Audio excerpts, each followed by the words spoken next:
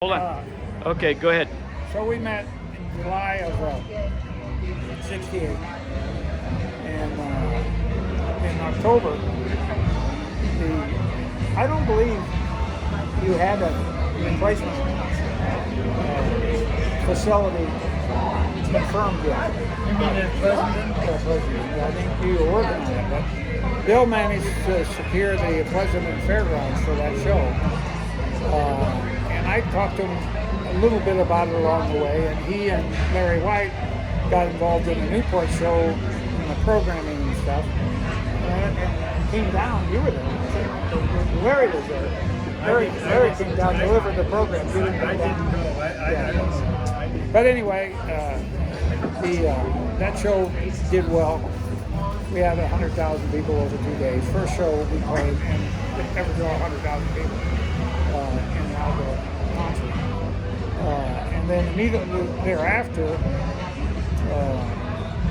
we got Bill and Ron Root. Well, he's a minor player, but Alfie Zane and Rich Romanello, the then manager of the Bull Brumbles, got together and finished putting that show together. They already had some of the acts booked, and we booked a couple more acts that played the Newport. We booked the Chambers Brothers.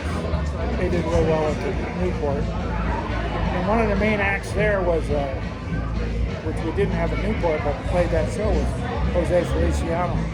And it was shortly after he did the national anthem at, I think it was Dodger Stadium, I think, and it was controversial because he did a blues version of it, not a classical version of it, and he was criticized for it for a while. And Bill can tell you about some of the events there. You know, we had both the Gypsy Jokers and the Hells Angels there, which were rival gangs. And I think Bill, I happen to know, went to high school with the head of the Gypsy Jokers. His name was Theo Ramones. And I think he dealt with the Hells Angels.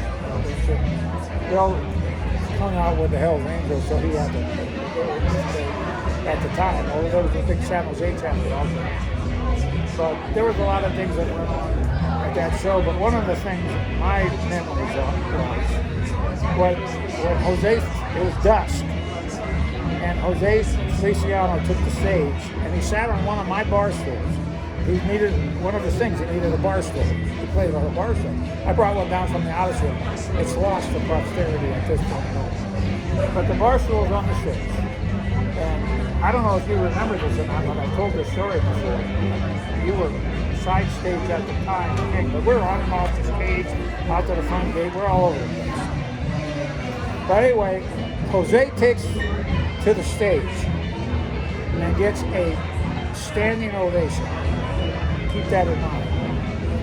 And then he starts to tell the story about the national anthem, having performed it and having been criticized. But he was upset, you know, he was hurt by the criticism because he meant no disrespect. He gave a heartfelt speech or little presentation in support of the United States, America and its freedoms, etc. I love the country, etc. And that he had nothing but respect for the nation and all the values. He'd be a Trump guy too. But so then he said to the people, so he told the story about the national anthem. He said, well, I'd like to start out with performing the national anthem. Could you all please stand? And there was perfect silence. And I was side stage there watching this whole thing. And I looked at him and I looked at the audience, and he got perplexed for a second. And then he said, oh, you're already standing. See, when standing around the ovation, of applause when he came out, he couldn't hear people rise. But a blind man, not from birth, I think from age 6, would know, if he said, y'all please stand, and you got 35,000 people out there, he would hear it. But he didn't hear a thing when he said, "Oh, please stand," because they gave him a, standing ground, sit up applauded and stayed standing during his little 2-3 minute little thing, and so they were all still standing. But the surprised look on his face here, he didn't hear anything.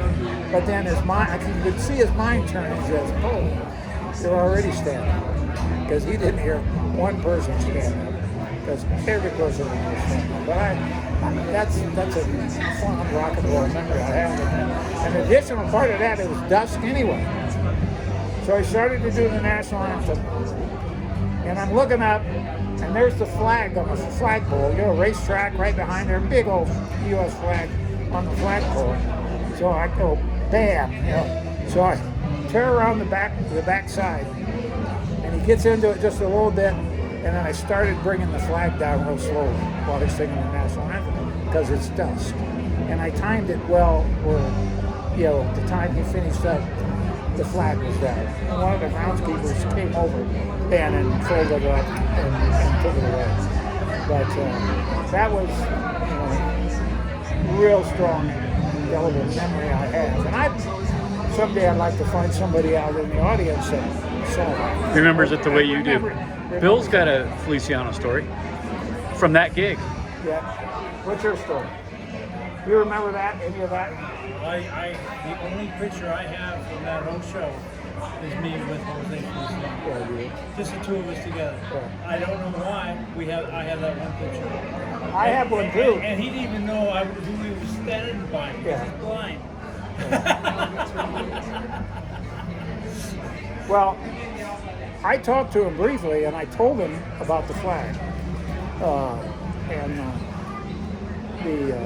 and I made a brief comment about the fact that they stood up. Everybody stood up when he took the stage, and I have a picture of Rich Romanello and Jose and I. That's the only picture I have from that show. That's kind of odd. Yeah, but the funny part of it is my eyes are closed. I mean, they're closed.